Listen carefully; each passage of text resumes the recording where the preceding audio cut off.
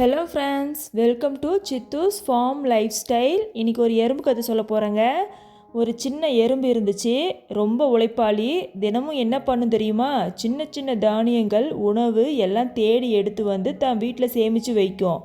ஒரு நாள் அது பெரிய சக்கரை துண்டு பார்த்துச்சு. அடடா, இது ரொம்ப பெரியதாக இருக்குன்னு நினச்சாலும் நான் முயற்சி பண்ணால் கண்டிப்பாக முடியும்னு தைரியமாக அது இழுத்து ஆரம்பிச்சிச்சு. மெதுவாக இழுத்துக்கிட்டு போகிறப்ப வழியில் கல், குழி, தடைகள் எல்லாம் வந்துச்சு.